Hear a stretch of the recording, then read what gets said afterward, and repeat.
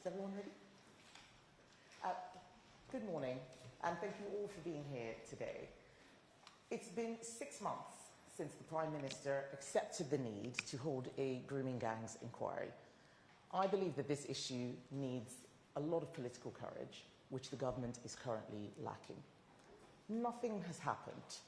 2 potential chairs have been rejected. Survivors have left the government's panel.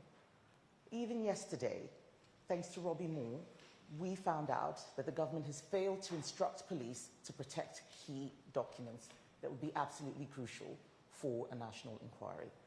I believe that the survivors deserve more. I believe that they need a judge-led inquiry, not someone from an institution that has failed survivors before. I have spoken to many survivors and advocates. Sitting at this table, we have parents, survivors, advocates. What they have in common is that they are brave enough to be on this panel today, but also have been willing to waive their anonymity. They have told me that they are losing hope with this inquiry. I don't want that to happen. I want to give them hope. For years, they've had to endure unspeakable abuse.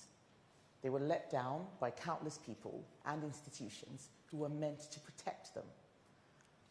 Survivors have been consistently let down. They need politicians now to show courage to stand with them. This press conference today is not about me or about any political party. It is about giving a voice to those people who have been voiceless, those people who need to be heard. We want to work cross-party with anyone who wants to see an inquiry done. We want to help the government to deliver this. But the inquiry and its terms of reference should not be written behind closed doors. They should be written by survivors who know what happened and who know what needs to be looked at. That is why today we are presenting a terms of reference that is based on what the survivors have told us about what it must have, and which also, importantly, follows Baroness Casey's recommendations. I want to be clear that a national inquiry must leave no stone unturned. It must investigate councils, the police, and even the government if necessary. It must be time limited, and it must consider the role of ethnicity, religion, and other cultural factors. Baroness Casey's own report admitted that many of these cases are committed by people of Asian and Pakistani ethnicities. Her own report said that those who downplay the ethnicity of perpetrators are continuing to let down society, local communities, and victims. We agree. As I said, I have spoken to many survivors. We are speaking on their behalf. Their lives and their families' lives have been turned upside down. So separate to this inquiry, the government must act now to ensure that they and their families are supported so they can heal. Whether that is a helpline or dedicated mental health officers, the government must act now and work with survivors, not against them. So I'm going to hand over now to Chris Philp, who's the Shadow Home Secretary, who has done a lot of work on this issue, and then I will be bringing in the survivors, advocates, and parents who are on the panel with us. Chris. Thank you, Kemi. Well, look, it seems very clear now these rape gangs are the biggest child safeguarding scandal in our country's history. Young girls and some boys as young as just 10 years old were systematically gang raped and trafficked. And because the perpetrators were mainly of Pakistani heritage, those in authority, the police, local councils, who should have protected these vulnerable young people, actively covered up these terrible crimes because they were more concerned about being accused of being racist than they were about protecting young girls and young boys. And that is one of the most shameful episodes, I think, in our country's public protection history. So an inquiry is needed to get to the bottom of this, to get to the truth, and to hold accountable those people who covered up these appalling crimes. Now, we campaigned together with survivors and their families and advocates, like Lucia, to have this inquiry. First of all, we were smeared as jumping on a far-right bandwagon, but eventually, faced with a vote in Parliament, the government eventually agreed in June of this year. But 6 months has now passed, and essentially no progress has been made. A lot of survivors have lost confidence in the government and this process. But rather than just complain from the sidelines, we would like to be constructive, we'd like to be positive, and so working with survivors, their families and advocates, we've developed a terms of reference for this inquiry that is ready to go. It's detailed, it's specific, it's got the confidence of survivors, and the government, if they wanted to, could adopt it tomorrow. They could appoint a judge to chair this inquiry, and they could get on with it to at last uncover the truth. And the terms of reference we've set out, I think, are very clear. It sets a 2-year time limit on this inquiry. It can't drag on for years and years. We're clear this should be led by a judge, so it's impartial and that survivors can have confidence. It should specifically investigate the deliberate cover-up of these crimes perpetrated by the police and councils, deliberately covered these things up. It should, as Kemi said, look at the ethnicity and the cultural background of the perpetrators. There is a lot of evidence showing the vast majority, were of Pakistani descent, and in some cases were deliberately targeting vulnerable young white girls. And it should also make sure it has the powers to compel witnesses to attend and force the production of documents. Just as recently as last year in Manchester, the local inquiry saw the chairs resigning because even as recently as 2024, public authorities were withholding vital evidence. Well, a statutory inquiry under the 2005 Act can compel the production of that evidence. And of course, it's vital that victims and survivors are given anonymity and protection as required. So these terms of reference, detailed, they're credible, they're comprehensive, they've got the confidence of survivors, and I hope the government will accept this in the spirit they're intended. I hope they adopt these terms of reference, appoint a judge, and get on with it, because by delaying as they have done, the government is simply perpetuating or allowing to be perpetuated the cover-up that for so long has happened. The time for covering this up is over. We need the truth, and those who covered these crimes up need to be held accountable. Thank you very much, Chris. I'm now going to bring in Fiona and then Marlon. Fiona is a survivor who has waived her anonymity. Thank you, Fiona. I resigned from the survivor panel a few months ago over worries of not being listened to properly, over them already making decisions without actually listening to survivors' opinions and it feeling more like a box-ticking exercise. There was concerns over the scope being expanded and the inquiry not staying true to the actual issue. The issue is grooming gang survivors have been failed for decades now. To take the spotlight away from that issue is yet again failing survivors. The inquiry needs to stay laser focused and it needs to bring accountability and justice. There's also a real lack of support in place for these specific people who have been failed over and over again. We need to start rolling out support to start helping these survivors heal from what has gone on. This cannot wait until an inquiry is finished. It is so important to start fixing the effects that have been impacting people for decades and years. Their whole futures have been stripped away from them through failings when they were a child. I would really like to see the government start thinking about how they can start healing these people, supporting them and helping them move forward with their life while this inquiry is ongoing rather than waiting until the end. I would also encourage there to be no time scale on the amount on the period of time it looks at during the inquiry. I think it needs to follow where the evidence comes. Whoever comes forward, they need to be listened to. If they're a grooming gang survivor and they fit the criteria, no matter when it happened to them, it needs to be investigated so we can build up the full picture. Thank you very much, Fiona. Marlon? Hi. I guess from a parent of a survivor, this inquiry is once in a generation where we can actually make our children safe. So it has to be done properly. One of the things that I've been saying is, I do request Labour do this. It needs to be cross-party. There's no political points. It needs to be cross-party, and we all need to work together. What the grooming gangs have done to my daughter you know, she should be at university now, and she's not. She's quite unwell. She'll never, ever have the opportunities I had, and yourselves. It really needs to change. So this inquiry is paramount.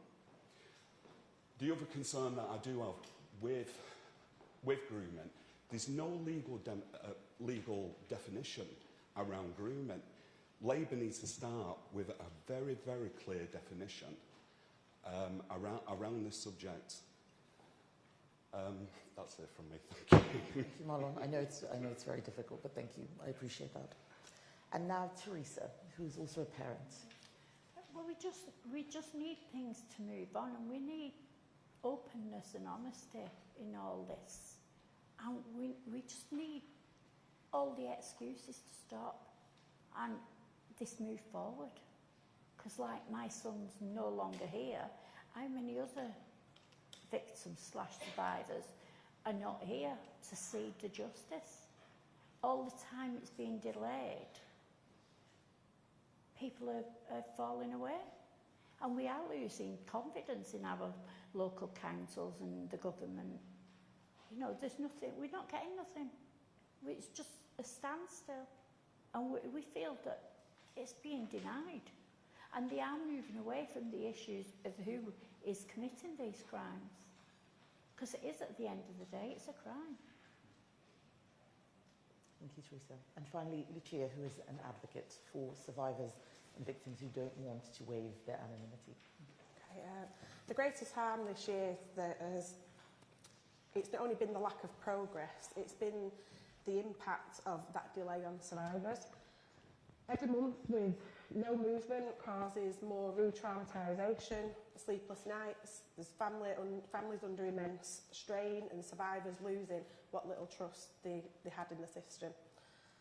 The lack of coordination at the highest levels has only deepened survivor suffering. As a survivor advocate, I wrote to the Home Secretary 4 weeks ago about the stalling of the Oldham inquiry. I still haven't received a reply. What we're seeing is a system from top to bottom where the left hand doesn't know what the right hand is doing.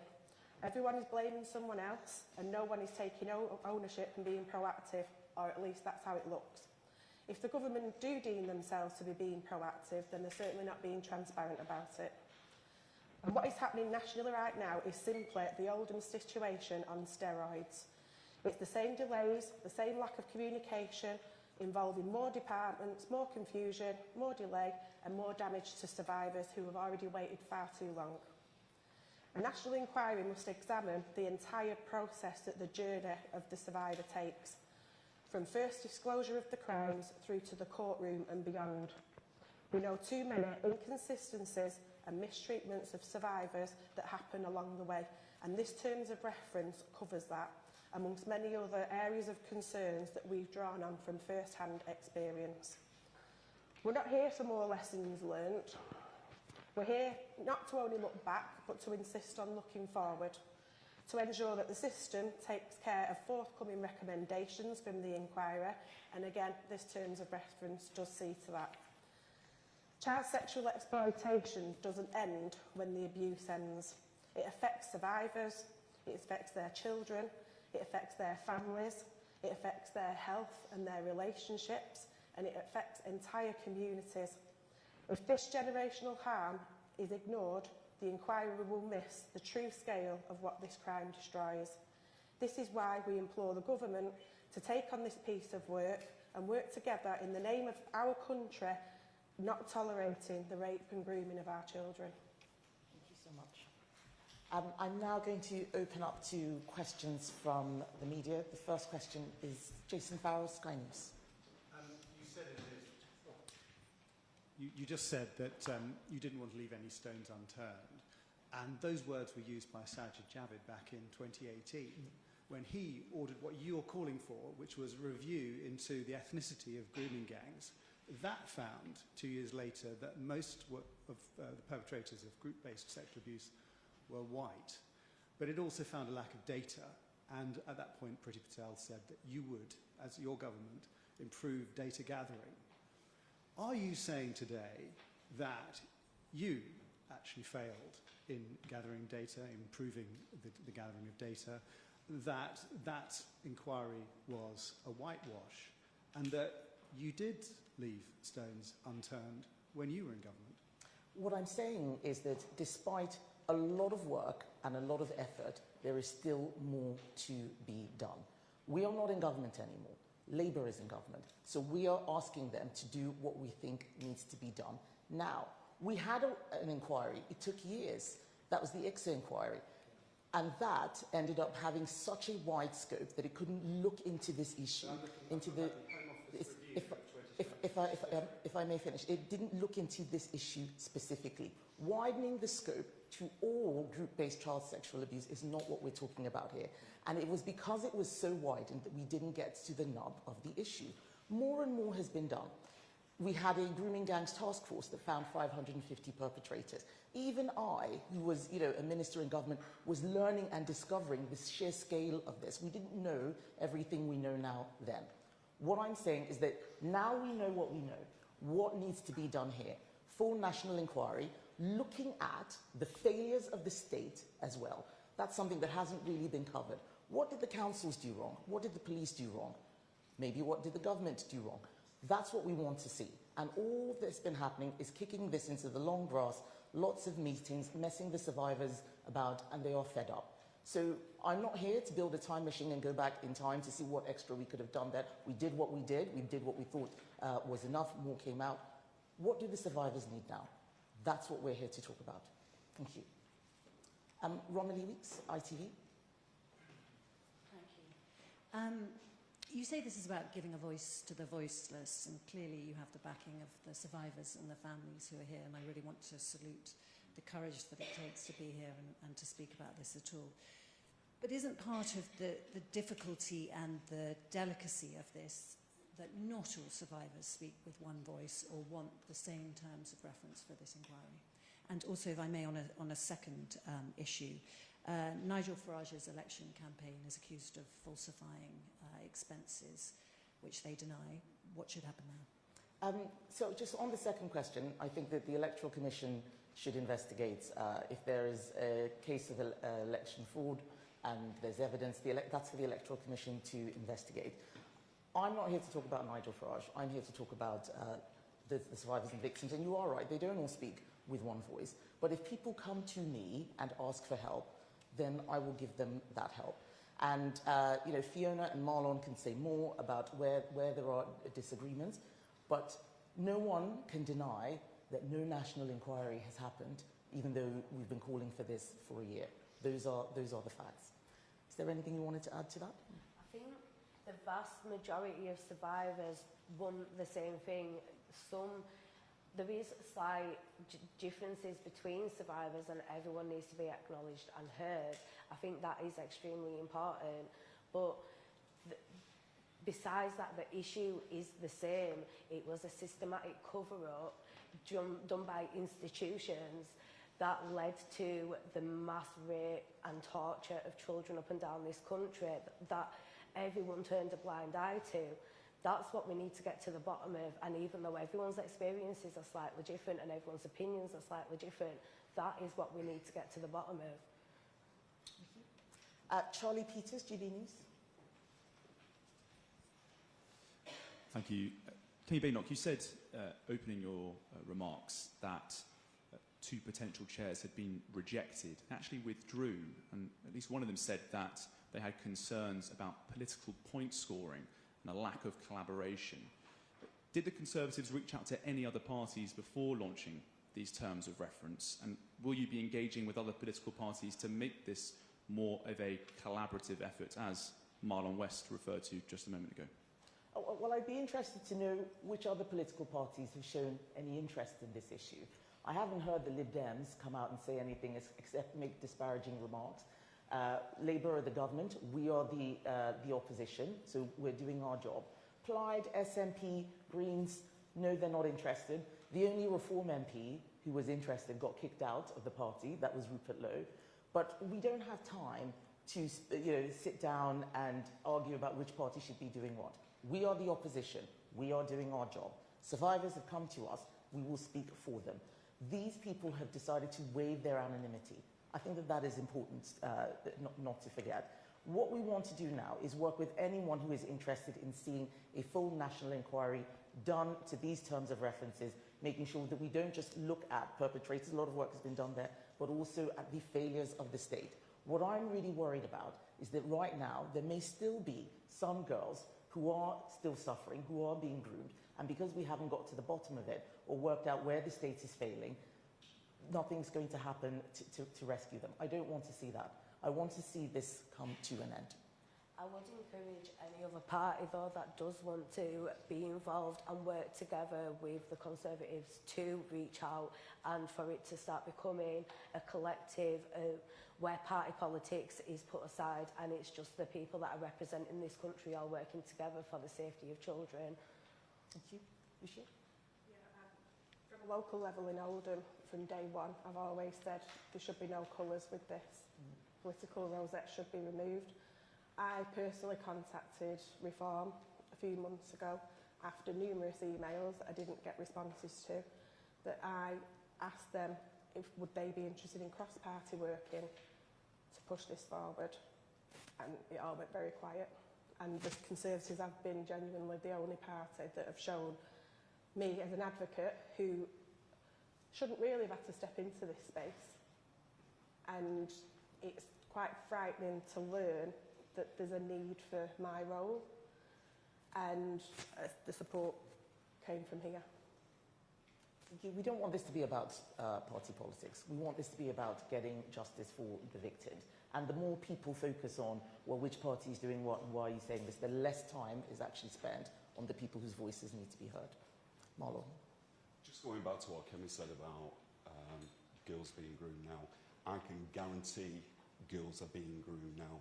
Being one of the leads for the independent inquiry for Rupert Lowe, I speak to people, survivors and families across the country, not just Wales and England, Scotland as well.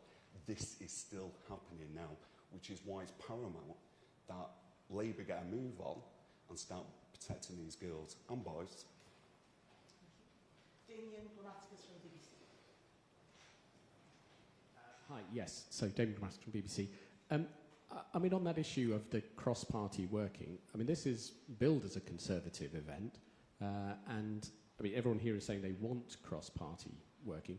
Why don't you sit back down behind closed doors and make these points and seek to work in a cross-party way? You could always later down the line say that wasn't delivered, but why don't you seek to work hand in hand like that rather than sort of pressure public? Well, because we are the opposition. There is a lot of cross-party work going on. We have Conservatives working on Rupert Lowe's panel, for example, but I have to carry out my constitutional role. As I said, what I've heard from other parties is lots of sneering and smears, people talking about us jumping on a far-right bandwagon. I don't have time to engage in that. What I need to do with the time I have is make sure that we raise the awareness of this issue. Having a press conference like this means that those people in other parties can then see what we're doing and decide to work with us. But simply, waiting for them to come to us wanting to be collaborative, I think is not a great use of our time. What we have seen is that we called for a national inquiry. Labour said, no thanks. It was because of press conferences like this, us pushing it, that they decided to have a national inquiry. Now we saw them backtracking, saying, well, they couldn't find anyone to do the role, the whole fandango with Jess Phillips. So we're doing this again to make sure that people don't forget about this, that it doesn't get kicked into the long grass. So some of this does require political courage. People asking me to stop being a Conservative so that, this issue isn't a Conservative issue, or forgetting I'm a Conservative politician. That doesn't stop because of the issue. People who want to work with us will go to all other parties, but at the end of the day, we're the ones who've been responsive. If other people want to work with us, I think that's great, but this is not about me. This is the point I'm making. It's not about Chris. It is about the victims. Who is speaking out for them? Who is helping them? That's the key thing. And just to add to that, I mean, we are being constructive here. We've proposed a detailed set of terms of reference. We've gone through them with the survivors, the advocates, the families. This shows it can be done. The government has had 6 months to do this, and they haven't done it. And by publishing this today, we're showing it can be done. And, I mean, we'd really like it if the government just adopted this and got on with it. So we are trying to be constructive and positive by publishing this document today. Thank you. Martina Bett from The Sun. If Labour refuses to adopt your terms of references, would a future Conservative government launch a separate statutory inquiry, even if it means reopening the entire issue? Would that be in your manifesto, for instance? And on your terms of reference, you mentioned religion. Do you think that mosques or community institutions should be required to cooperate with the inquiry if allegations arise that offenders acted in religious networks, for instance? And if the panel, the rest of the panel wants to answer that, that would be great. Well, I think that having a statutory national inquiry means that wherever the evidence goes, people can be compelled to provide evidence. Whether it's mosques, whether it's state bodies, that's what's critical about it. And this is something that we care about. This is something that Conservatives have said we will do, irrespective of what other parties or the government does. But I don't want to wait that long. Every day that passes is a day that evidence disappears, that people work out what stories it is they're going to tell. We need something right now. Conservatives had an inquiry on this. So there's no reason for us to say that, to make promises. We did this. And all we found was that there was more to be looked at, more to be done. Every time we looked into this issue, more and more came out that showed that this needed specific focus rather than a general inquiry. And we're going to do everything in our power to make sure that that happens. Does anyone want to add to what I said?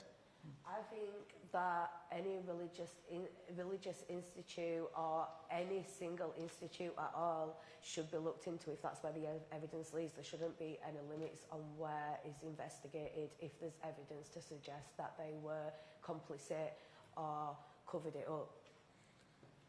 Anyone else? Thank you. Charles Highness from The Telegraph, please. Three questions on a specific issue, which is to do with grooming gang members who've been prosecuted and have dual nationality. Obviously, there's a couple of Pakistan grooming gang members who have had their prosecutions and been stripped of their citizenship. Would you strip people who've got dual nationality of their citizenship if they are grooming gang members and convicted of that? Secondly, what would you do if a country refused to take them back, as Pakistan has? Would you introduce visa restrictions? And thirdly, there are reports coming out of Pakistan that Pakistan is prepared to offer up, or offer them up in return for 2 political dissidents currently in the UK. Do you think we should hand over political dissidents? Thank you very much. So I'll let Chris go into the detail on that, but just giving a high-level view, we cannot have people exploiting dual nationality to get away with facing justice. That's why at our party conference we put out a borders plan. Deport all foreign criminals. If we have stripped them of their nationality, they are foreign criminals. And we have also talked about using visa restrictions as a way to enforce a lot of these sanctions. Too many people are taking us for a ride. They're exploiting our system. They know how to work the loopholes, and we just need to be more on the ball in making sure that they don't get away with this. But Chris, do you want to... Yeah, thank you, Kemi. So Charles, yes, dual nationals should be stripped of their British citizenship and they should be deported with no exceptions. We don't want these people in our country. If they have citizenship of another country, then they should be deported and their British citizenship should be removed. No ifs, no buts, it should just happen. On your second point, if a country, whether it's Pakistan or anywhere else, refuses to take back their own nationals, either people who are here illegally in the first place or people convicted of criminal offences, then we should, as Kemi said, use visa sanctions to compel them to take back their own citizens and indeed look at suspending overseas aid. We as the United Kingdom take back our citizens if they're convicted of a criminal offence overseas. It is only reasonable to expect other countries to do the same thing. And we legislated, in fact, in government to create a power to use visa sanctions, and in cases like this, those should definitely be used. On your third question, no, I don't think the government should hand over dissidents as some kind of quid pro quo. If someone is likely to be politically persecuted, then it's reasonable that we provide them with protection. There shouldn't be some sort of horse trade. Countries like Pakistan should take back their own nationals where required, including if they've committed a criminal offence, without some kind of horse trade. Thank you. Max Kendricks from The Times. Thank you. You emphasise the need to appoint a judge to lead the inquiry. The government's line is they say that will slow it down because judge-led inquiries typically have to wait for all criminal investigations to conclude. Why do you not agree with that analysis? Because it's not true. You can have a retired judge. You don't have to have an active judge. A judge is a judge. A retired judge doesn't suddenly lose all their skills. And you can have these things happen concurrently. When I was business secretary, I saw how people used the inquiry as a way to slow play giving out compensation to postmasters. So I looked into this issue at the time. It doesn't need to be this way. But that is why you set up the inquiry in such a way that it does not do that. That's why we've put out a very clear terms of reference, time limited, and so on. I think that this is an excuse that the government is giving. There are inquiries that do happen concurrently. There are inquiries that are led by a judge which don't take this amount of time. And that's why our terms of reference in paragraph 15.3 specify a 2-year period. Thank you. And finally, Natasha Clark from LBC. Hi, thank you. Thank you all for doing this. To the victims and the survivors, we know, Fiona, for example, you left the government's panel. Have you had any engagement with them since then? Is there anything that they can bring you back onto the process? And that's a question for all of you as well. Is there anything that would bring you into that? And to Ms Badenoch, is there somebody in mind you've been talking to that you think might be able to command the confidence of these survivors? And finally, it's obviously been quite a tricky week for reform. We've seen a lot of defectors from your party. Would you welcome any of them back? Thank you. No, they've not been in touch at all. There's been no contact, absolute radio silence. I think once an independent chair was assigned, if I had confidence in that chair, then I would re-engage, because my main focus is that this inquiry is needed, it is important, and I do want it to work. But until then, I do not want to have any engagement in it. I do feel quite disrespected by the way that I was treated publicly and the lack of attempts to try and rectify that. My daughter still remains in the inquiry. So I think she had a couple of meetings last week. However, I do feel really strongly about this. I don't think there should be a panel of survivors. I think it's unfair, and I actually think it's cruel. They should be all seen individually, not as a group, because some of the survivors are a lot more quieter, and they're not getting a story across. And everyone has a different experience. Yeah, everyone has a different experience, but I do believe strongly they should have the opportunity to tell their story, and that's not happening. Yeah. The other thing is, me being a mental health nurse, they need support, and they're not getting any kind of support while they're in that. And in some ways, it's really stressful, and then they're reliving their trauma with no support. And this is one of the reasons why I left. It was not set up properly. It did not have survivors at the forefront. It did not think about all these things that we think about. And then if you voice them, and I know multiple survivors left on the panel that have stayed on, they also voiced these concerns internally over and over again, but nothing changed. And I know a lot of them are feeling very let down. I chose not to be involved further for the simple fact that I didn't think it was beneficial to myself at the time. I didn't think I would have come out of that good. I do commend the people that decided to stay on. That is their decision, and they're entitled to do so. And I just think it really does need addressing on how this panel worked and how it would continue to work, and also not limiting the people that are getting heard just because I speak up publicly. I've been very public for a long time, but there's people that deserve to have their stories heard that are falling away into the background. There needs to be something put in place so they get listened to as well, and their opinions are taken on board. It can't just be centred around people that have been vocal. There's so many people across the country that have been through this. Lucia, Teresa, did you want to add anything to that? I feel that the people on the panel will be used as a scapegoat at the end of all this. Yeah. That's what I feel. And that's why they've only cherry-picked, no offence, Fiona, the people who they want on the panel. Well, they didn't want me on the panel. No, So. That would make sense. Yeah, but Jess Phillips has cherry-picked her people who she wanted. Now, why couldn't parents be on that panel? Because we've lived it firsthand alongside our children. We've seen it and we was able to do nothing about it.